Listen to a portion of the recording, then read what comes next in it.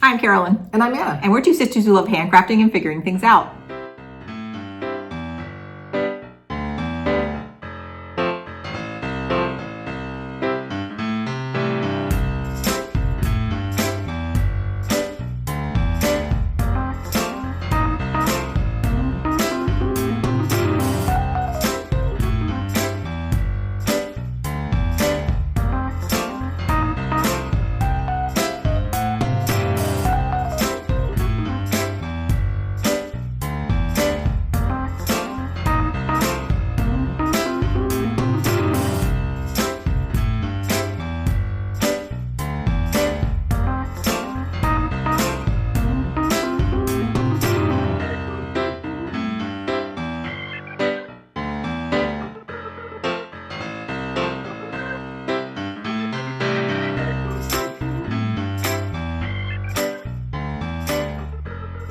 Well, hello there. It is January 10th, 2026. Happy New Year! Happy New Year! This is our first time filming in 2026. Yeah.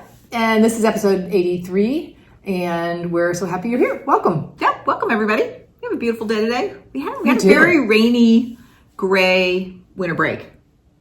The rain is good for California, but yeah, it was many days of rain. In fact, your husband just sent to our family text, Palo Alto is now, there's no part in this, not Palo Alto, California, there's no part in the state that has drought, which is like the first time in 25 years. So we've had a lot of rain. I almost didn't believe it when I read that headline. Yeah. Like, okay, come on. It's good. We haven't had like any terrible drought years in a while, so it must be building up. So we haven't been rationed or anything in a while. So interested in that? I don't know. Happy New Year. All right, what are we going to do in this episode? So it's going to be a little bit different. A little bit different. Yeah, we'll start, of course, we're already doing a little chit chat. We have a toast. We have just a few recent whips and finish to share with you, but then really we're going to be spending most of our time getting curious about our 2026 whips and plans and kind of doing a mashup there. And we kind of had a slightly different take on it. So Anna's going to take a turn and then I'm going to take a turn. You'll find out when we get there. We each have a couple new shared supplies, and then we'll end, of course, with our thumbs up. You can always find chapters that can move you around the sections if you want to. So let's go. And let me just say, as I was going through whips, oh my gosh, I love that feeling if you hold it up like, oh, love. Oh, love. Oh, love. So many things started that are just so good. So we've been stitching now for 5 years. So I don't know what it was like before that, but I feel like we're in this incredible golden age of so many wonderful things to stitch, no matter what you like, and lots of young designers, reproduction designers, everything. So I think we're very lucky. Yes. Lots of great supplies. Plenty. All right, Anna, kind of what's been going on with you for the last couple of weeks? I think I mentioned it in the last FlossTube, but we had a visit from my daughter and her family who live on the other side of the United States. So it's just always especially fun when they're in town, and to be able to have the whole family together and all the little ones. And then some of Carolyn's little ones were over some of the time. Just a week packed full of fun. We had fun New Year's Eve. Anna she had good hats this year. Oh, yeah, I like those hats. Yeah. One game that was played almost every day, pretty much, was mailing letters. I had this box of 100 little envelopes left over. I used to have a stationery business, and I had purchased these cardboard playhouses that are like the kids could actually go inside of them, and they had a little mail slot. And there was so much letter writing, which means like this for the 2-year-old, and then the stick figures and the hearts for the 4-year-old, and mailing letters and mailing letters and mailing letters. Did they start decorating the house at all? Drawing? Because aren't those houses meant you can draw on them and decorate? Bit. When your little ones came over, they brought some stickers and things, and on brand. It was like when you get a lot of mileage from a very simple thing. It's all you need. That's right. It's all you need. Let's just say at least 100 letters were sent that week. Good. Good. I didn't get one. It might still be in the mail. Sorry, you didn't come to the playhouse. Sure. Okay, so that's my hashtag. Okay. Hashtag true confession. My Christmas tree is still up, and I am loving it. I am in no rush to bring it down. It's not a fire hazard yet. It's getting there. I probably will take my ornaments off maybe this weekend or during the week, but I might keep it up with the lights on for a little while. Do you have your Christmas tree still up? It's January 10th. We'll see. What's the longest you've had yours up? Do I really have to say? No. It's a long time. A really, really long time back in the day when taking care of the kids and keeping the house running, was just, anyway. All you could do. One of those really, really busy years. Early March. Yeah. I lived in a group house. Obviously, I remember it because it was like, That's, oh my gosh. Yeah. It got to the point where we were like, weren't even looking at it anymore. I was in a group house once in DC, and our tree went till like March, and like the needles had fallen down. It was like such a fire hazard, but we just like ignored it. So mine's not going to go that long, but it's probably going to be up for another week or two. Yeah, this is around the time when I'm ready to take down. I like to put the tree up and just put lights and leave it for a couple of weeks, and then put ornaments, and then just like you said, sometimes we take the ornaments off and just enjoy the glow for another couple of days. Yeah. And then sort of like the night before trash day, because our town composts the trees, which is really great. Then it goes out. That's a good milestone. Okay, I did something brilliant this year with my ornaments. That is, my local granddaughters, they are just always curious and poking and stuff. So on my tree, I gave them each, or assigned them, or they picked, can't remember how that went, one ornament. And they were able to move that ornament anywhere they wanted. Stealing that. Do whatever, it had to stay on the tree, but they could touch it, they could move it. It was fantastic because they'd come and they'd be like, oh, I'm going to move my ornament. And they never messed with anything else. Just one, too. I thought you were going to say like 3 or 5 or something. Nope. One was that magenta pink one, and the other was that purple one. They were just pretty much Christmas balls. So Great. You can use that idea if you want to. Here we go. Let's do our toast. Okay. We just had a Zoom this morning with our sisters. There are 5 of us. So much fun. So let's toast to sisters in your family, sisters who are friends, like your sister girlfriends, and crafting sisters. And our crafting sisters. So, to sisters. To sisters. To sisters. We could maybe have called that like sisterhood. The idea of sisterhood. Okay. Feeling of sisters, sisterhood. Sis. Yeah. Okay. Carolyn, what are you wearing? Today I'm wearing my marble mount sweater. You can see there's sort of this lace design in the yoke. And this was designed by Joji Locatelli, who is a beautiful designer from Argentina. She has a lot of great designs. And my yarn, it's called Luxe by Sonder Yarns, which is a Canadian yarn company. And my colorway is Cinema. And it's a fingering. It's a merino that has a little bit of cashmere and a little bit of nylon on it. So this is one of Carolyn's sweaters where every time she wears it, I'm like, I kind of want to steal that. I know. You should try it on because the arms are a little long. This is the one that the arms are long, and I'm like, I just need to cut it. I tend to like, it's not quite, 3/4, but it's above my wrist. Otherwise, it kind of gets in your way. Yeah, you're welcome to try it on because this is not, it's washable wool, so it's not at all scratchy, and could be good for you. We'll try it on afterwards, and we'll see. A fully finished objects? Nothing. Zip doo-dah. Okay, finished objects. Feel a little sassy. My finished object was my last start of the year and my last finish of the year. It is December Chickadee by the Artsy Housewife. Oh my gosh. This started out as a Patreon pattern, I think in 2024, and then this is general release. This was, as you can imagine, so much fun to stitch. I stitched it on 36 count vintage sand dune by Lakeside Linen, and I used her call for overdyed cottons, and it's 1/2, and the stitch count was 135 wide by 103 high. So that perfect size. You could really get into it. And once I started, I could not stop.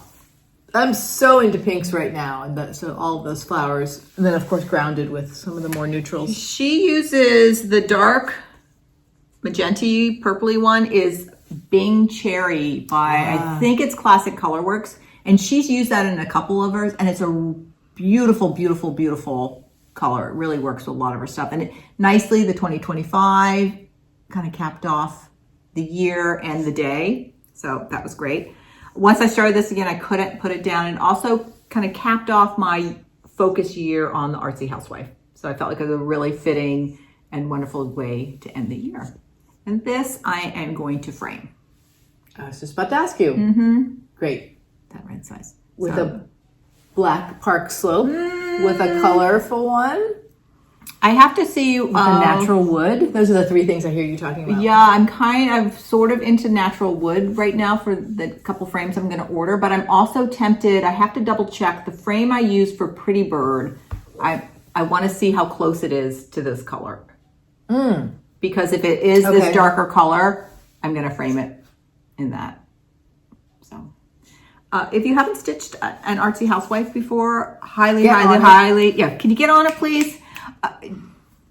Every time I stitch her, I say this, there's something for whatever mood you're in. Do you feel like geometric borders? Do you want to do a little realistic stitching? Do you just want big, bold areas of color? Do you want something organic? There's really so many different design elements in every piece she does. Oh, that's good right there. Which is why I like samplers too. You can just sort of, what are you in the mood for? Right. Really pretty, Carolyn. Thank you. My finish is a tiny little ornament for my son-in-law. Did I finish it before Christmas? No. Did I finish it while he was visiting? No. Oh. Did he see it or were you stitching on it? No. Are you still working? Oh no, it's a finished object, so. Yeah. Oh, that is so darn cute. I know, it's cute. So I will fully finish this, and I don't want to save it for next year. I want to go ahead and send it. And it's one of the two Americana Santas by the Humble Stitcher. And I did the blue one last year. So this one feels smaller. Is it smaller? It's funny because I thought it felt bigger. No, it's the same size because when I was fully finishing last year, I cut a second rectangle and backed with the same fabric, and it's all set to, I just need to lace this, and it's the same size. For a minute, I thought you had used some sparkly thread, but like maybe that's just from the grand girls. So nice, it's Anna. cute. I like to every holiday stitch him something that's Christmas and patriotic, and it's really fun for me to look for those patterns and to make him a little something each year. Finding with our camera, with my phone, you almost have to like cover our faces to get close-ups to focus. Okay, did you get it? Did you get it to work? Great, beautiful. Let's do a couple of whips. So these are just things we've been working on recently. My first whip is my New Year's Day, January 1st start. And Anna had one too, but hers is going to be a little bit later in our episode. And it's on my iPad. What I did is I went back to the 2022 Holiday Countdown, which is a Frisian band sampler by Modern Folk Embroidery. And here I have it on my iPad. I'm stitching it off that. Hopefully the glare is not going to be too bad. There we go. One thing I'm doing, and this is something Carmen did of Cardamom Pins, is I'm stitching this as one long band, starting here and then going down to there. At least one commenter said that they wished they had done that, or that they wanted to do that too. Yeah, I think like at the time you probably didn't know because I don't know if you didn't see. I can't remember if it started off as a mystery. Then I also decided to challenge myself. So one thing I did is I had hacked off the bottom of my linen from my 2025 Holiday Countdown. So the linen, that was for something else. This is a different linen. This was my challenge. I wanted to just use my palette of colors from the 2025 That is Holiday a big, Countdown. nice handful of floss. I know. So here I have my long piece of linen, but here's my progress. Started with the bands. And a couple of my challenges I'm doing for this is on each band, I'm using just 3 colors. Sometimes on the chart, it had more than 3 or just 2. And what I'm doing is once I start a color, like I started here with the 3, I have to pick one of the colors from this band and bring it down to the next band. So here I took my rust and brought it down here. I took my dark blue, brought it here, my brown here, turquoise there, and so on. And just challenging, how can I find trios of floss? Sometimes I find I'm using 2 different values of the same color with an accent. Other times I'm trying to get 3 colors for this. And the final stitch count is going to be 73 wide. You're seeing the width by 220 high. high because I am going.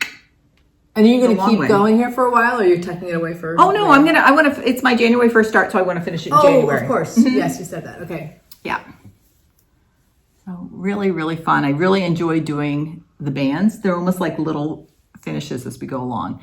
This is also a good experiment because we'll talk about it a little bit later, but I'm going to do the little acorns, the 2026 one, but I think I'm also going to be using more a small, like a palette, and doing trios of color in each of the areas. So I'm sort of just playing with that. So, Okay. really fun. And then I'll have, and then I think I will, not this year, but I will also go back and do the 2024 holiday countdown. Wow. Okay. So I just also want to give a shout out to Evertoe. They're just such a fantastic, Carolyn has such a wonderful company and organization. We all paid our tariffs, and she had such a creative way of doing our tariffs in September. It was because they came after we ordered the boxes. But once they sort of figured out all the tariff stuff, they realized we had all overpaid. So we all just got our refund. So and she always does like a video to explain what's going on. And I just really appreciate that. And she said, I think 2026 orders open up like in February. So, I might try it this year. Yeah, I have to decide, Maybe my first time. do I want to do the floss, the whole thing again, or do I want to just do the pattern? I'll have to make that decision when it comes out.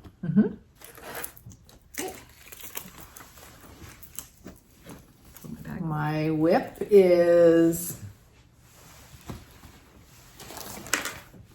this teeny tiny heart in hand ornament O by Gosh. Oh, that's right. I'm just doing the top, the ornament part, and I think I had done the pink half last time, and so I did the other part. I did very little stitching between the last video and this video, but I've been stitching the last couple of nights. I really like that. I want to do that one when you're done. I will pass it to you next. Thank you. I like the pink and turquoise combo for the holidays. I'm just seeing if I have a pattern on here to show you the picture. Looking. No. Is every knit designer on Ravelry? I mean, Sometimes there might be some that are not, But most. most are. Like, for example, I don't know about the designers that design for Rowan. Like they do a big like magazine of book, patterns. yeah. So I don't know if those individual patterns are, but most independent designers are on Ravelry. Because sometimes commenters ask, where can I find that pattern? Oh, At least that's a good place to oh start. yeah. Okay, everybody, whenever we're talking about knitting patterns, definitely, I think almost everything I knit, I get from Ravelry, unless it's just something I did.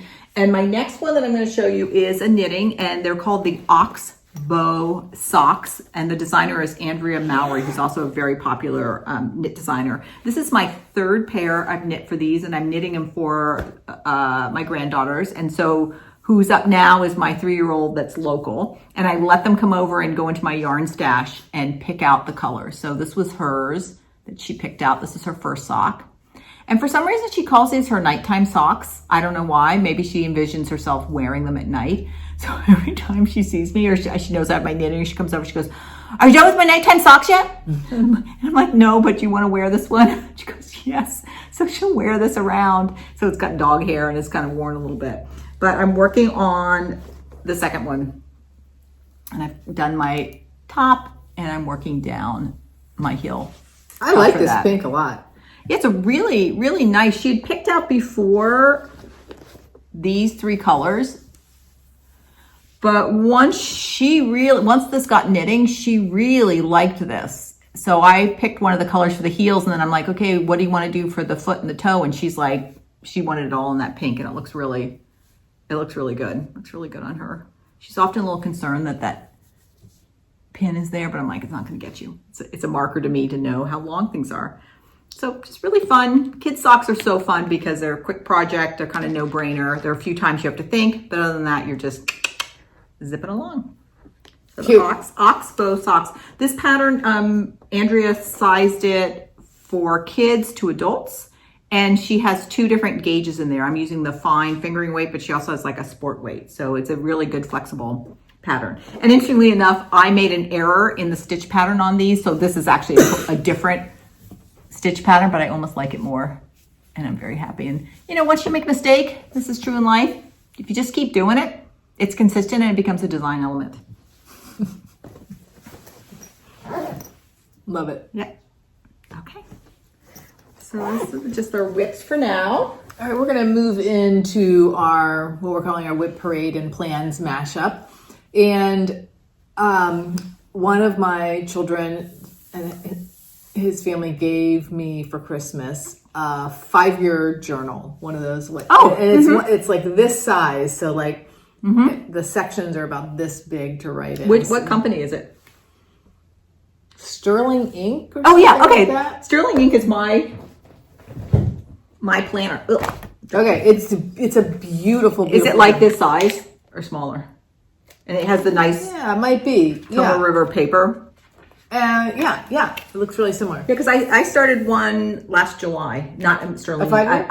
It's a lectern, and I've done it every single day since July. I started July 17th. Did you show it when we were talking about documenting? I can't remember. Because, so this is what I'm leading into, is I decided to, on each thing, one of my girlfriends told me a long time ago that what she sometimes writes in her journals is, I want to remember, and then she puts like images of what she wants to remember, like on a trip or something like that. So that's what I'm going to write in my little rectangles of some sort of response to I want to remember about the day. And then I'm also going to put what I make that day. Because I've been wanting to, how we think about like, what are we doing as we're stitching, that kind of thing. So I'm going to do that. Yeah. That's kind of like my book of days in a way. It's my daily record because I usually do some sort of making. But then that's a great idea because it's also fun.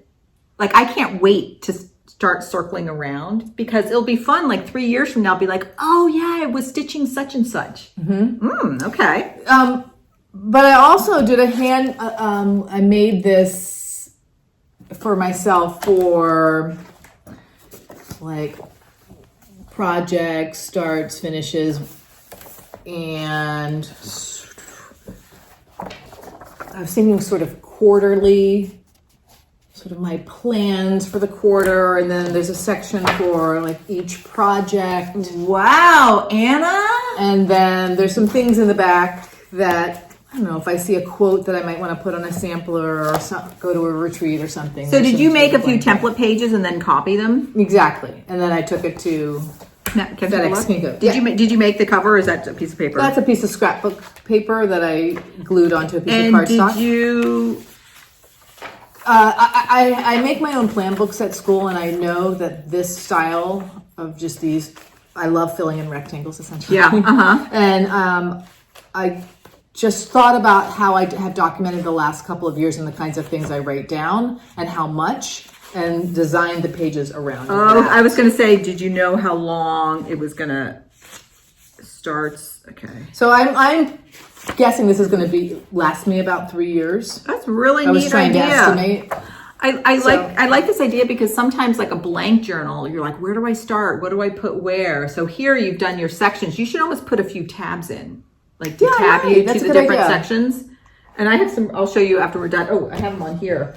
I really like these these are movable tabs. I'm just showing these. And so they're nice adhesive. So I take like my weekly spread, I just take it off and move it to the next one. So you could almost be like, where are you for the different sections? I loved our discussion on documenting, and I thought long and hard about if I wanted to put my daily stitching alongside something that I'm not going to hold up on FlossTube, like what I write in my 5-year journal. But I think that's fine. And this is more of like a log. I like stitching. That. So we'll see how it goes. Okay. But my biggest idea for 2026 is that I really want to make some progress on some larger samplers. I don't know what it feels like to complete a large sampler. I've completed what I would say like a medium sampler. And I really want that experience. I want that experience of doing like big chunks of the same thing and watching this build and feeling the weight of the stitches on the fabric. So that's what I centered my plans on. And I looked through what I've already started and I picked some of the larger samplers. And then you'll see I have some ideas of interspersing some other things. Do you feel like when you went to look at your whips, is this a type of sampler you gravitate to, like a larger piece? It's just a subset of my whips. Okay, So I'm sort of highlighting. Did you find like you had a lot of them, medium amount? I think I have 5 or 6 of them. Mm-hmm. So that might be only a few in the big picture of all my whips. Now, my best guess right now is that the sampler I'm going to work on the most is Elizabeth Stevenson, which I started last fall. And I am... That's really... Oh, there are all your pinks. That's a beautiful sampler. And, there's no house, there's no words. There's a bunch of things about this sampler that are right up my alley. I'm using the 103s. Here, we're just showing your... Oh, that's a bag of goodies. And I started this corner, like I said, in the fall. So I think she's the first one I'm going to pick up. And I wonder even, like, do I want to try to do a chunk of her, on her every month? Yeah, so that's like thinking about that, like, are you going to... this is like a bed sheet, Anna. It's a big sampler. Are you going to stitch, days on it? Are you going to stitch a whole month on it? Cycle? Have you thought at all about that? Or are you going to just let that? Well, that's one of the things I want to explore. I think my natural rhythm is to stitch about 5 days on something, and then I'm often ready for a change. Mm-hmm. So whether I do 5 days on Elizabeth Stevenson and then do something else for a bit and then 5 more days on her, I just don't really know. So that's one of the things I'll explore this year. She's 333 by 321. 333. Okay, so you won't use all the length. Yeah. Yeah. Yeah, sure. Some of that will get trimmed off. Okay, I think this is really spectacular. How do you feel about, because this is pretty symmetrical. I know some people say symmetrical, because I also know you've mentioned you often like asymmetrical, where the design is balanced, but not symmetrical. And I like symmetrical too. And I'm not bored or irritated by having to do the same thing a second time. I'm so irritated stitching this. Plus, I tend to start in the corner and do what I call the Wi-Fi signal. I kind of come out into a bigger and bigger triangle, so it'll be a while before. That's a really pretty, like, butter yellow in there against the colors are really beautiful. Yes, I'll get that up close for you. So I'm excited about that one. Okay. My second. I need to get a proper project back. I need to make her something out of some pink fabric. Carolyn and I are both stitching 15 Friends, so that will be another one of the large samplers that I concentrate on. And I have not made any progress since I showed this last. This is where I am, and we are going to head up to Needle in a Haystack in a couple of weeks because I am curious about adding in some more reds to that. But I know I could carry the first alphabet across. Oh, and keep going that there. Primary bright red, Yeah. So if I want to pick 15 Friends up in January. Did you say you're stitching this on 56?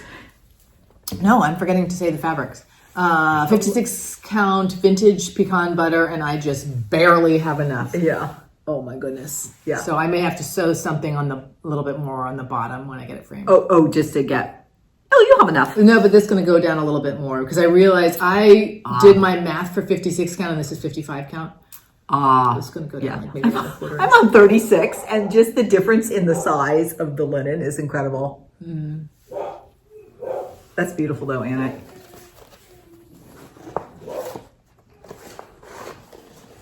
I can't remember if I said this last time I had 15 Friends out, but I really like fallow red, and there's quite a variation in fallow red. Mm-hmm. And so I'm going to bring this up because I actually think is that the right red? I don't know. That's not the right red. Can you pass the fallow red? Because this is really, it definitely has some undertones. I see how you're going for this, but my primary red is in my living room. Yes. So I think I just need something in between. Something else that looks good with fallow red. Yes. Fallow red is beautiful, but you can't really use it. when you go to use this next time, you still have one that's not cut. Oh, Does do anybody you ever- have your scissors right now? Will you do that? No, for me? I don't have them here. Does anybody ever do that? They cut it and you have one left, and it always invariably it's the first or the second one you go to pull out. Although I will say that I sort of recognize that feeling of that. Oh, when you start to tug and you're like, oh, wait a minute. So I usually don't get myself into much Okay, of a those bind. are two. So you got a sampler, then you have the Bristol sampler. Then the next one, a present for a friend. And my huge project bag. I'm doing this in 103s as well. There are only 3 colors. And this is on 40 count, The Cat's Whiskers by Tabby Cat. And it's that linen that has the very, very hint, like a minor hint of blue. It's like in some lights I can't even see the blue, but it's definitely blue fabric. I want you to really work on this one. Okay. Because this is a spectacular sampler. And it's so simple, but so much going on. Every time I've stitched on this, I've loved it. And I know part of it is because I had years when I was, I taught nursery school. And there is something about this that reminds me of children's drawings. Yes. This is just the sweetest little bag too, that has her 3 threads in it. Just funny, you have this huge project and oh yeah, here are my threads. And there's my project bag. Because you've made good progress. I mean, you're on your way with this one. You know what I mean? And I think this is maybe 3 rounds of stitching. Like I was saying, I tend to stitch for about 5 days. So imagine if I did 3 more rounds. This really, you're right. It's a lot of line drawing, but this has so much variation on a theme where, you know, some of those trees or motifs are kind of similar, but they are also very different. Yeah, there's a piece of me that thinks, okay, wait, I mean, I have a lot more to hold up. These are people. Now that reminds me of children's drawing. Oh, look at these. These are people. Am I going to finish any of these? Like, I don't know if my goal is to finish a big sampler this year. I want to make progress and ultimately finish a big sampler because there's a lot already. My next one is Hyperbole, which is Gigi of the Artsy Housewife, her birthday sampler. This was out on Patreon and is coming out for general release at market.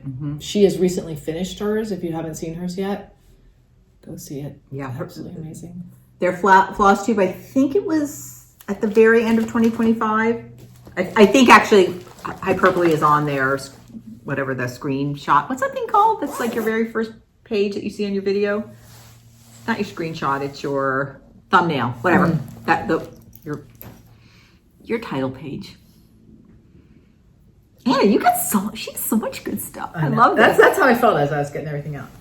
I've only started in this corner, but I love the bright colors on this fabric. What am I doing? What fabric are you on? 40 count winter wren, and I'm using the called for DMCs. I actually explored a couple of the Roxy flosses, and I love Roxy floss. The DMC was a little bit brighter, and I decided I wanted to go really bright on this particular piece. Yeah, especially on your linen. That red that's outlining the top, it's almost like neon. Exactly, I was going to say it's almost fluorescent. So this one I'm guessing, I don't know, just stitch a little bit on it. Then if I do have a finish, could it be, is it the year? This is my last big sampler. Is this happening? My Fruits of Plenty. Carolyn finished hers at the end of 2025. I have a lot left to do. This is on 32 count charcoal, and I'm using 1 strand of DMC B5200. Looks so good, Anna. Totally out of my wheelhouse now. So it feels very loose and wiggly. Oh, that's right, because you're on 40 count really now. Anna, you're going to find, at least my experience, you're so close to the tipping point, and I highly recommend do your infrastructure. I was just about to say, I might do my infrastructure. By that we mean like outline the, what are they? The octagons. I never do that. but I loved watching you do Let's that. hold this up too, particularly with, they have the octagons, but there's a lot of these diagonal sections. So also outlining, getting all your diagonal lines, your lines around the outside, and then your octagons. And then it's a matter of filling in. Mm-hmm. And you also have enough reference points. If you do want to move around, you can. So while I'm concentrating on large samplers, I'm like, maybe I'll start You know what? maybe I'll start a large sampler this year. Okay. I've had Dutch Beauty since it was one of the first patterns I bought, and I'm watching Boone use the Vicki Clayton threads. Boone of Mr. Housewife. Oh my gosh. And then like some big Quaker. Yeah. This is Sydney Gray. I want you to do this one. This is the one I picked at the attic. Mercoir. I looked at the French. Did my homework before I came in. I can't remember how to say it. I like this one because it's 36 birds. I feel like it would be a nice juxtaposition or difference to the other things that you're working on. Okay. And it's not that many colors. And 2, it's 4, 6, 8, tried it 10. in DMC. 10 colors. Maybe I'll start by going to get the DMCs and see what they look like. Mm-hmm. Okay. So Good. Okay, so that's my emphasis. Okay, so just kind of moving like your plans. Which one are you going to start with, and you're thinking you might work on it 5 days? Or is it the type of thing that you might just always have one going with maybe some other things? Like, how are you going to start? It doesn't mean you're going to do it the whole year. I'm going to start with Elizabeth Stevenson and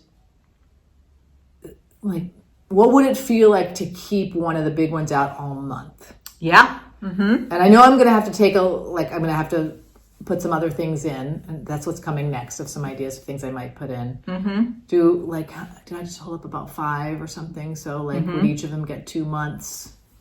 If you had each one out for 2 months, you would make significant progress. We'll see. On them. We'll see. I don't know what's going to happen. Yeah, but you know where you're going to start. You know where you're going to start. I feel really good about this, and it's been like, I've been thinking about it for a long time. Can I also make a recommendation? Like, Yeah, I don't know sure. how you store your projects, but you might want to keep, a clips in your of just those 5 that you're working on, so they're not intermixed. It's easy, and maybe you just kind of go to the front one and just rotate them, or something that they're very easily accessible. I was thinking something very similar. I was thinking of 2 pants hangers or skirt hangers, one with these big ones and one with some of the things that I'm about to talk about, because I can't get this out of my mind of starting this PA German peacocks as a blessing sampler. So I haven't started. Oh, I thought you started that. No, I know Oh, okay. you. I have 3 DMC colors, and I've picked out my fabric. It's sitting at home,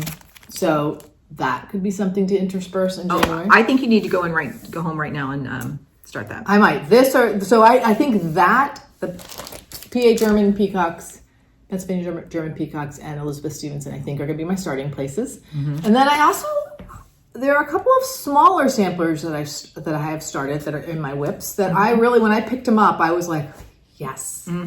One of them is good old Anna Grader. Oh, I love this one, Anna. I love that band at the bottom. Yep. In fact, I want to stitch this one when you're done. Okay. And I've started the alphabets at the top. Yeah, I love. Oh my gosh. And I'm doing this on 36 count tin roof. This is beautiful.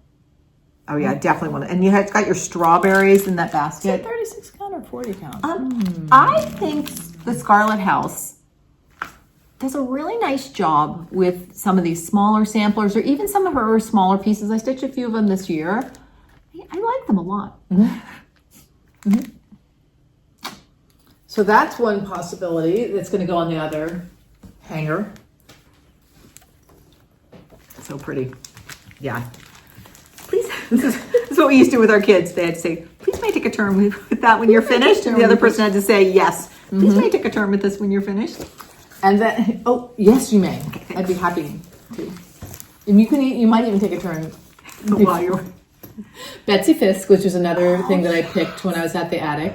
Now, wait a minute. Did you get stuck on this because of the colors?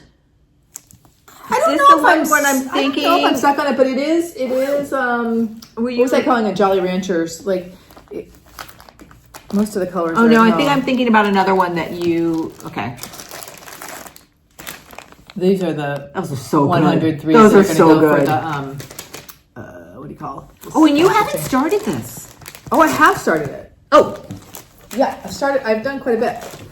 This is on 56 count maple bar. Oh, you got it. That looks so good. Yeah, I like this a lot. I think you've made progress in this since you've shown it last. Really? Is that possible? I don't even remember. I don't know. Anna. So I am. Oh my gosh. That is this band. Like I'm this. Well, I'm not. I'm just going to bring it close so everybody can see the details. Get our faces out. This is my maple bar phase. I have like 3 things going on maple bar. I like it a lot. We were both really into maple bar. I'm still into maple bar. Anna, this is beautiful. You guys. Thank you. The 56 count really is delicate. It's delicate. Even when you have like bold colors, there's just something delicate about it. Mm-hmm. I think the colors are fantastic. I remember when I brought this up to the registrar, I had it in my hand, Jean Lee said to me, oh, that's one of my favorite samplers. Yeah. And I went back and looked in a past newsletter a long time ago, 10 years ago, and she had written about stitching this.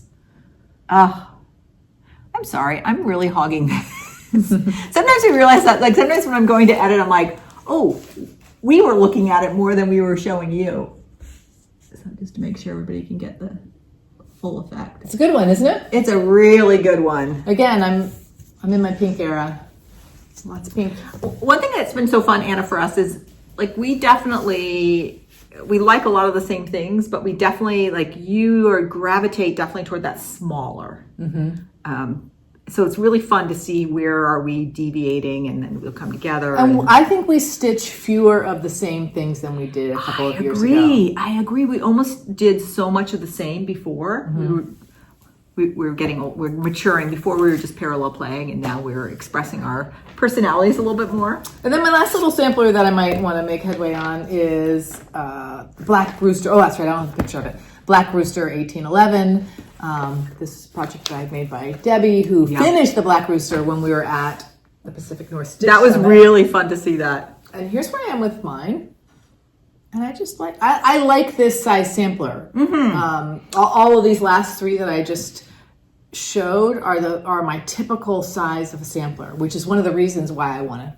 This reminds me of your Veronica Bueller. Yeah. I love that. This was Sweaty Day is just starting her new mystery. It looks like it's going to be a long band sampler where every week. And it's free, right? It's free. She's so generous. I would love to do something like that one time. Like this year I was this close. I'm like, no, you already have enough. Yeah.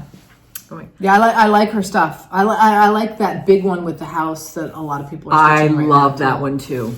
I love that. So that might come into our shared supplies at some point. Good. Other ideas for things that I might sprinkle in as I'm working on my big samplers. Some patriotic. I am interested in doing. I don't have any patriotic stitches besides the little ones I do for my son-in-law.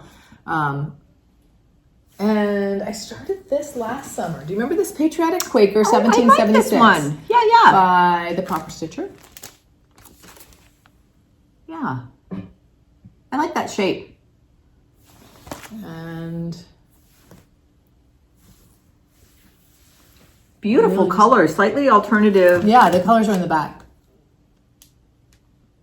Of course, grits. Other patriotics that we have in our shared supplies that also interest me are this Liberty for All sampler by Stacey Nash. And this unfinished sampler, RW&B ABC. This is a needlework press. We saw this at the attic. So are you thinking that's patriotic primarily because of the colors, or just has a patriotic feel? I'm because of the colors. I am really interested in stitching something, whether it's this year or another year, something that just suggests patriots, or just the red, white, and blue. Like maybe it's just a Quaker design, and I just use red, white, and blue threads. Mm-hmm. The borders on this Isn't are that pretty? spectacular. Yeah. Look at that. I love when samplers or pieces have different borders. I do too. Yeah, it's that sort of asymmetry. Pretty. So these are all things. So some of these things are just things that maybe are kitted that I haven't started, but they are not things that we've bought recently. What did we were practicing? This is the quintus. Semi-quincentennial. Semi-quincentennial. I guess that means half 500 maybe. Other things that I may sprinkle in are, I really want to stitch a little something for each of my 4 grandchildren. This is a pattern that I bought. Because you have did you ever finish the one with the little dogs, the Kathy Parrot? Very close. This is a freebie. Nothing la-di-da. Then I love that one. I love those. So those are just, I've sort of pulled them out of our big shared supply boxes, and they're just sort of sitting there thinking maybe these will become something. Maybe too, instead of thinking about it as a birth announcement as they get older, it's more like just like a celebration for them, or like something with their name and their birth date. Yeah. And then I want to do just one band of little acorns probably in the fall. It's probably going to be like this section right here. Oopsie. Something like that. You're going to do the whole thing. And then my last idea of things to sprinkle in are... I'm going to keep this just to be able to show something. Sure. Red and white Christmas pieces. I've had these for a long time. Whoops. These Shakespeare Peddler ones. Oh, yeah. And I have 56 count Aztec red. Yeah. And I've messed around with it. I used some color catchers because it was really... I think it dyed my ironing board. Oh, 2025. Okay, this is a new one. But I'm not sure I like this less vibrant Aztec red. So this is what it looked like originally. Really? You think it's that different?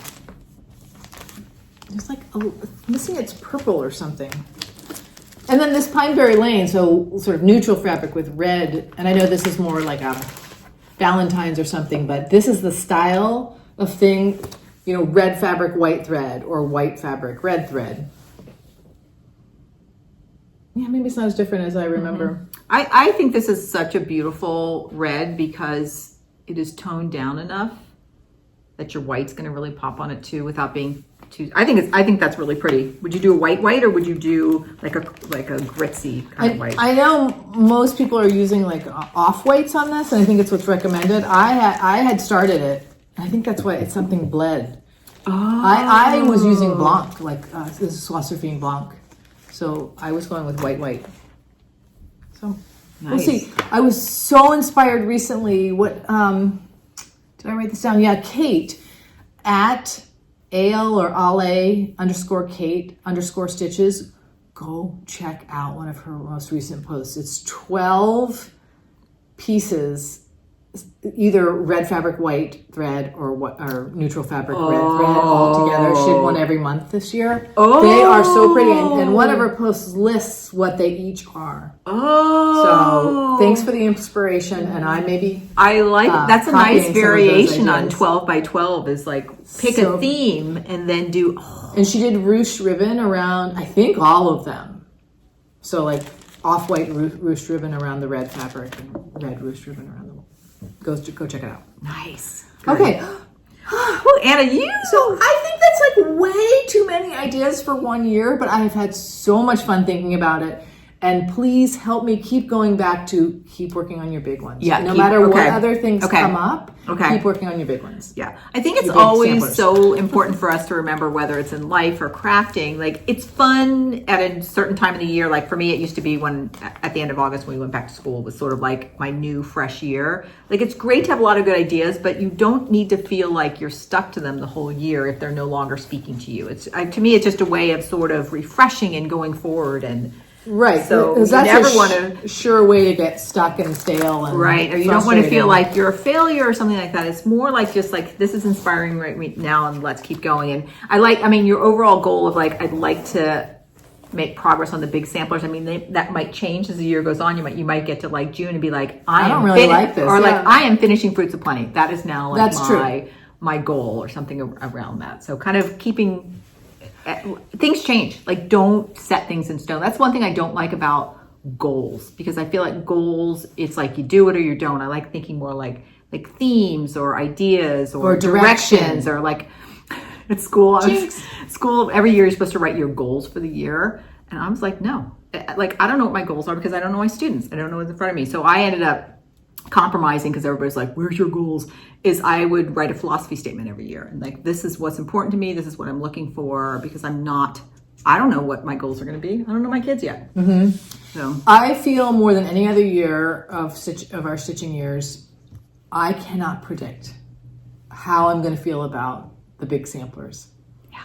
So that's fun for me. Yeah. To see let's see what happens. You know, you might find too, Anna's working sort of part-time. I mean, you 80% right now. You might find that your day off, you're going to say, hey, I'm going to spend 2 hours in the morning on my day off working on my big samplers or something like that. Like finding a slightly different time or being like, I know this is my dedicated time every week. I'll think about that. I have a hard time stitching during the day. It's like my body is like, but maybe that's just because I need to like bring it down. Yeah. Okay. Thanks for listening, everybody. That was fantastic. Nice. That has been swirling in my brain for a couple of months. By the way, you guys, I'm drinking something new from Phil's. I tried this time. It's called the Pistachio Spice with oat milk. It's good. It's like cinnamon and cardamom and pistachio. I did light oat milk, which I don't think it's quite enough. I had to add a little half and half when it got here, but it's good. Okay. Carolyn. So I'm kind of coming at it a slightly different way. I'm going to also get my planner because I also have some notes in here that I could refer to. I was very, very inspired by Jane, and she's at Snapdragon Life. She's in, she might be in Scotland or in England, Scottish border, but she does something. She picks a theme for every year, and she starts her theme on the winter solstice, and then every month, and she does her month by like then on the new moon, picks like a perspective or a focus on that theme, and she kind of thinks about her theme from that perspective, and then she just recently, it would have been in November, kind of recapped her theme for 2025 with simplicity, and she kind of talked about what her different focuses were for the month, and then how that moved her through. And the month or the year? It's her month. So her theme was simplicity, but every month she had a focus that she was working on. So for example, her first focus, she has a couple businesses, and it was just something about like social media. So because everyone's like, oh, does that mean you're cleaning, you're decluttering your house? She's like, no, like she did other things. Then she said coming October, all of a sudden she started simplifying things in her house, but it was like having a lens each month. Okay. I'm getting it now. Okay. So my theme that I picked for 2026, I just wanted to kind of try this model, is bringing my creative ideas to life. And everybody probably has the same thing. I have ideas like coming out of my head all the time.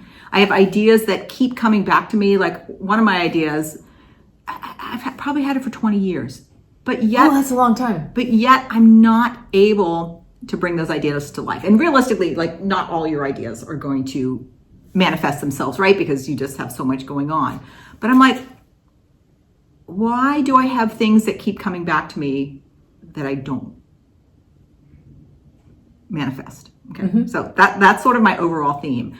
And my first month that I'm focusing on, and I'm going to do the same thing too. I'm just kind of going to play with this. So as I started on the solstice, and then every new moon. So my next one will start like January 18th, something like that. I have them on my calendar. So my first one was time, like thinking about bringing creative ideas to life from a time perspective. And so what I realized is I do a lot of crafting. And I have a lot of like evenings. I love crafting. But I found I didn't have time in my days where you have to do that creative thinking. We've talked about this, like times where you really need your brain fresh. And that to me has to be during the day. and not in the evening. So I started by just really simply picking 2 times during the week. And I now have a luxury in my life. I'm working part-time, so I have time during the week, during the day. And I call it my creative time. So I put two 2-hour blocks on my calendar that are creative time. In fact, I'll just show you, part of my planning scheme is I use Post-its a lot. Like, this is what my next week is starting to look like. And I put Post-its like, where am I babysitting? Where am I working? Where is my creative time? And I put that on there. And this has been working so good. I started this around the solstice. And granted, we were also on vacation, so it was more time. And along the lines too is, I'm just working on whatever creative idea seems to be coming forward. I'm just taking next actions. I'm not thinking about finish lines. I think that can slow me down because I'll have an idea and it's a big idea and I think I have to get way over there instead of thinking, oh, just do this one little thing, one little thing. Okay. So what I wanted to highlight now are sort of 3 of these creative ideas that I have been working on and I'm going to keep working on, as we're moving through the year. And there other things will come up, but this is just where I am right now. The first one is I want to do the 12 by 12 ornament challenge. I know Katie Strachan did it this year. I think she's doing it with Karen of Fox and Rabbit. I think some other people, and she's always like, join in. And I know a lot of other people have done this as well. Like here, I have wanted handmade ornaments on my tree like forever, and especially since I'm cross stitching. Have I made one ornament for my tree? No. Like, what's going on there? So what I'm going to do is every month I'm going to stitch an ornament and finish an ornament. They may be the same ornament, they may be different ones. Like I might stitch one this month, but then finish it later. And so I just want to show you some of mine that I've just finished recently. The first one is so damn cute. This is Not Forgotten Farms Cinder Claws. And this is done by Not Forgotten Farm. This is the scrap of linen I cut off of the 2025 holiday countdown. It's 30 count vanilla custard by Roxy Floss. And I just did my own conversion, again, using the palette of Roxy Floss that I had from the 2025. I kind of just had it out and was using it. Looks great. I love turquoise this is so fantastic. much. So that's going to finish it. I'm like, do I want to finish it as a stocking or as like a rectangular ornament? And for me, this challenge, the stitching, no problem. Like that doesn't require a lot of thinking for me. It's going to be where my curiosity and challenge is going to be is how do I finish ornaments? And what are the different ways? What are my supplies? So that's where I'm going to really be using my creative time thinking about that. The other one I just finished is by Jeanette Douglas, and it's her Christmas dots. And I had the March ones, and I have just finished. They're so cute. Both of those. Every time even someone else holds them up, they're smaller or something than I expect them to be. Yeah, they're 31 by 31. And this was just mystery linen I had. And same thing, I just used floss from my Roxy Floss 2025 with the addition of grits. I've pulled grits into that because I think it's such a good white. At first I thought I want to definitely finish them as rounds. I thought I would do it as a 2-sided. But I just love them both so much. I want to try to maybe get some neat fabrics that will be on the back. So whether you're looking at the front of the back stitching or the back. So I have, as I said, the stitching is not a problem for me. It's going to be really the challenge and curiosity of learning how to finish. And I think that's what holds me back on finishing the ornaments is not quite having those skills yet in my toolkit. And are you starting, have you looked at any resources to look at different finishes yet? I'm starting for that. Are you going to share that with us as you go on? Oh, of course. Okay, yeah, I'll do that. So I really hope I can keep this going. And that's part of it is like, I sometimes wonder, and I think this is going to be another focus, maybe even the next month. Why can I start ideas but not keep going with them? Or how can I get past my sometimes initial excitement? Like for me, maybe it's like thinking of the idea and like beginning, but then how do you keep going with ideas? And sometimes I think that is enough because just that thinking actually is leading us to something else. But you're saying you have ideas you definitely want to come to fruition and they haven't. Yeah. Yeah. Exactly. There you go. Yeah. That if something comes multiple times, like what can I do or how can I restructure things so that I can get them out. So this may just be too much into my head, you all, but thank you for listening to me. I'm sure most, if not everyone, can relate to that. Yeah. Okay, the next one that I'm really now super excited about is working on our matrilineal line sampler. And this is something I've been thinking about since 2023. Yeah. But this one's been a good one for me because I've really been thinking about it a lot in my head, and I finally now know what my design idea is going to be. And now I feel, and part of that is, and then now I feel like I'm ready to go. So I just wanted to show you a few things. My husband, who's just been so fantastic, he really started us all thinking about this idea, and he tells us to many, many women, so important for you to know your mother's mother, mother, mother, mother, as far back as you can for that. And our mom could only go back really to her grandmother, right? I think so. Catherine Kroll. So John first researched her line, and then he wasn't sure about the last two women, so he actually hired somebody to do it, and he was wrong about the last two, and she did fine. So these are matrilineal line. Mom is generation 1 in this report, and it goes up to generation 9, and all of these women were in the Pennsylvania Dutch area.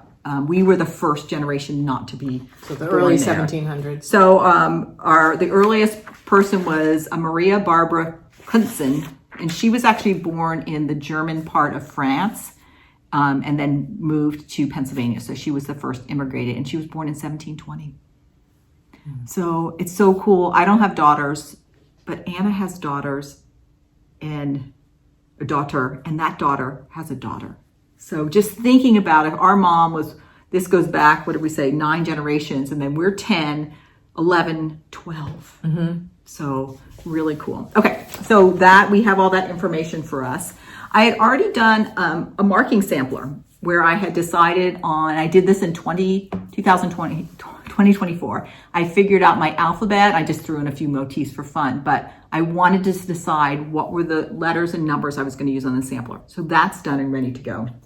I have this fantastic samplers of Pennsylvania German. We both love this book. It was not super expensive. This was the research, the reference for these samplers. And I had done a matrilineal trip in 2023. And I'm going to do another one this spring. So I have my reference right here. And then here's what I'm going to do. And I had played with this too a few years ago, is I'm going to make hexagons, and each woman is going to get her own hexagon. And I was playing with this idea and actually in 2023, where here were little samples I stitched on hexagons, and then I'm going to use paper piecing to put them together. So for each woman, and my hexagons will have to be bigger than this. My first design, I'm going to actually pick one of the women whose name is a little bit longer, just to make sure I'm going to have space. So every woman will have a hexagon. And then I'm also going to do some non-name hexagons with motifs in them. And then around the woman's name and date will also, I'll fill with motifs. Do you think it's going to be like regular in terms of where the names go, or do you think it's going to be sort of irregular but balanced? Yeah, I'm going to make them first. I might start with our generation, our oldest, in the middle and sort of start moving around like this. Oh, like spiralite kind of? Mm-hmm. Mm-hmm. And the one thing I love about this design is, depending how long I go, I definitely want to get to our mother and maybe to me. But then I'm like, I could add, then, this one line going down, but coming down, I could then do my sisters, my nieces, my great nieces that are, in that line. And whether those, then it's like half hexagon or something to go. So I like this idea that it can build and grow. And I don't care. I wonder if you could use different color linen for. I'm going to use different color linen. I mean, for the. Maybe. Yeah, so I'm going to pick, our next time we go up to Acorns, Needle and Haystack, I'm picking my palette. And I think I'm going to stitch the women's on neutrals. But we have some really beautiful colored linen in our stash, some reds and greens, and maybe use those as well. So it kind of looks like a quilt. And it's totally fine for me if it ends up not being a rectangle, because I'm going to eventually, when it's done, probably like stitch it onto a piece of linen and then like frame that or something. So, oh yeah, I'm so excited. So excited. So again, that was being brain dumb, but I feel like, okay, I have all my pieces now for this idea. So what's the next, go with the next action. So my next thing is I'm going to pick the first woman I'm going to start with in my line, and map her out, figure out my size of hexagon, and start the palette so I can start stitching. And I thought each one will be like a little finish, like, okay, I'm stitching on this and I'll finish their hexagon. You have a little pile of... I'll have a little pile of these. And they're really cool. Like I just, basted it on a piece of cardstock like you would your English paper piecing, and then they'll go together. So it's okay if the linens, I'll use all 36, but it's okay if they're different dyers or they're slightly different size, because the hexagon will be symmetrical. Okay. That's idea number 2 that I really want to see come to life. Let's do it this year. Okay. Now the last one is this is the idea that I have had for probably over 20 years in different forms. And it's about it's knitting. And I'm calling this one right now, I'm calling it Simple Shapes Hands. And I kind of have 2 things I want to explore with this. The first thing is knitting for people in their hands. So thinking about who am I knitting for? What's their story? What is it about their hands that I'm thinking about? And then also developing a series of knitting patterns for that. So, and developing the series of knitting patterns, that's the idea that it just keeps coming back and coming back. So, so I started with my daughter-in-law, Catherine, and she had mentioned that she is an actor and an artist, and she has a recording studio in their Hudson Valley home.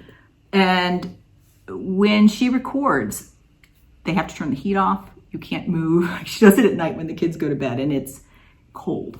And so she said she really wanted a pair of fingerless gloves that she could wear when she was recording because her studio gets cold.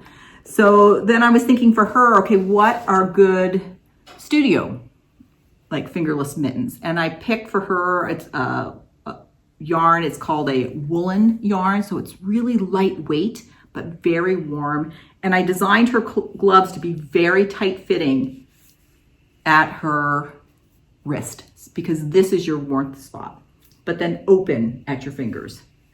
So here's the one, I finished one. And you can really see that shaping in the thumb. I can put it on. She's smaller than I am. But it has this really great fit along here, but her fingers are workable. And you put them on and it feels so good. They're so warm. So while I've been doing this, where's my knitting these, I'm been designing and writing and testing a pattern and grading it on a spreadsheet for different sizes, etc. So I want to make these for her, and my thought is like knitting different mittens that are highlighting different people and their stories and why I made choices about different things, and then making them patterns going from there. So even I'm going to put a call out. So if you're watching this and you have an interesting story about your hands and you would like me to make you some kind of mitten, glove, mitt, something for your hands, put it in the comments. I'll put you in the queue. Like I was at the Levi's store a couple days ago. There's still a Levi's store? There's a new Levi's store. I was copying Susan. I got a pair of Levi jeans. But there's a young woman in there at the checkout counter. She has an industrial embroidery sewing machine, and she does custom embroidery designs for people on their Levi jackets. And I'm watching her, and I left that store and I'm like, okay, this is really weird. I want to knit her a pair of fingerless gloves for that. I'm like, would that be too weird to go into her and tell her? I'm like, I would need a few projects to show her my idea, because I'm like, that's like, how can you highlight people by their hands? Okay. So again, who knows what That'll this is just be going fun to to notice. But I want to really get this idea of getting some patterns out there, because I've written patterns, I've done little patterns, but I haven't really gotten them out there. So, all right. And then last in here, I'm going to show you a few whips for this. Part of it, I think this will definitely be, and I've already alluded to this, one of my month focuses is like persistence. How once we start something big, a bigger project, a bigger idea, can we be persistent and see it through to its conclusion? It's just so interesting to me that you're picking this, because you are one of my models in life of someone who I see as very persistent, but you feel like you need a bigger dose of persistence to do some of these things. I actually think I am pretty persistent, but I'm feeling like some of these bigger ideas, particularly ones that keep coming back to me, and like, come on. I'm like, how can I be persistent in, again, that theme of getting them out and into the world for that, bring them. Okay. So part of my persistence is a little, it's funny that Anna and I kind of came to this idea through different ways, is I really want to be working on my BAPs this year, my big projects. I finished Fruits of Plenty this year, and that felt really good. And I have 3 this year that I really, again, I probably won't finish them, but I want to make good progress and use them as exercises in being persistent for that. My first is, and Anna has shown the pattern, is our 15 friends. And I'm stitching my 15 friends on 38 count Irish coffee, and we have this beautiful 15 friends bag that one of our 15 friends made for us. It's incredible. And I'm just using some different Gobelin 103s, and they're just slight variations on themselves. Gobelin, either Gobelin or 103, or is it like one of them is Gobelin, two of them are Gobelins, Okay. one's a 103. I'm kind of using those interchangeably. And here's where I am. I've made some progress since the last time I showed this. So I keep working on my alphabet. Looks great. So the Roman numerals is the start of. Wait, am I upside down? Yeah. Well. Oh, I'm showing you my back. So this will be about the size of my linen, and I've started some motifs there. Do you want me to hold it? I think that's good. I can bring it back. Just really, the letters are fun. I really enjoy getting to know a typeface. Yeah. And I'll do about, 3 or 4 letters in one, and then I'll go to a different one and work on those. Except when I got to my Roman numerals, I couldn't stop. So that's a big one I'm working on. My next big one is the Houses of Hawk Run Hollow. Here, I'm moving us a little bit. Sorry about that. I started this on leap year. Was leap year last year or the year before? Is it 2023? I think so. And my idea here is I'm going to personalize these with addresses of different places I've lived in my life. And there I am. So again, I've started this, and I think it was 2023, but I still have a lot to do. I love working on it, but how can I be persistent so that I keep going on this? And like, again, this idea of like, I want to get places I've lived on here, and I have the addresses written out. Well, why haven't I yet charted it for one of them and done it? Like, keep it going, CQ. And then my last one is my peacock unicorn badger. I haven't seen it in a while. I know. And that, again, I've also made good progress on this one and absolutely love stitching this. The last person to stitch on this was Becky of Becky's House of Sewing. We got to know each other because we were both starting this about the same time. And I remember we stitched the squirrel together. She started over here and worked this way, and I was over here, and we did this. And we met at the Pacific Northwest Stitch Summit this year, and I stitched some on hers and she stitched some on mine. So great. And it's funny, I think our X's go the opposite way, and we're like, we don't care. And you're not going to notice it, and plus that's just part of personality. So those are my story, like you were saying earlier. My 3 BAPs that I really want to be persistent and make good progress on. And of course I'll do other things along the way, but I feel like I heard someone else talk about that she wanted to work on big samplers. Like, how in the world of science, sometimes an invention or something, like 3 people, it happens in 3 different places in the world, and 3 people have similar together. ideas. Oh, maybe it's something like that. I have one more. And I'm also starting I am going to do the little acorns. I've ordered a selection of linen and floss from Roxy Floss, and as soon as that package gets here, and it may or may not have had a project bag thrown in that I put in, but I'm going to do the horizontal version. It's almost doing the opposite of what I'm doing with the Frisian band. Yeah. And I just think that looks so cool. And I'm going to do the same thing. I'm going to do each section in a trio of colors. So I have to kind of, once I get my palette, I ordered about 12 different flosses from Roxy Floss and kind of refine it from there. So that will be a new BAP. So I'll have those 4 BAPs that I really want to make progress on this year. Okay. All right. You guys, thank you for listening. Sometimes it feels really good to talk through ideas, and sometimes even talking them out make them more real, makes you a little bit more accountable for your thinking on things. So if anybody wants to leave in the comments something you're thinking about for your 2026 stitching, we'd love to know that too. Yep, if you have themes, plans, things. Okay, so we really don't have any plans. We're We're going to just do those things that we just said.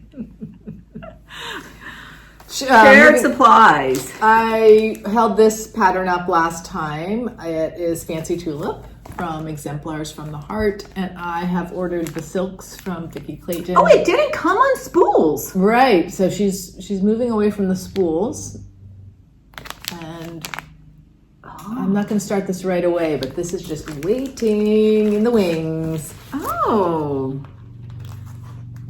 pretty. You can see the silk better when it's not on a spool. Yes. In terms of color and sheen and texture. I love one of the colors is called fish pepper. Okay, nice. Yeah.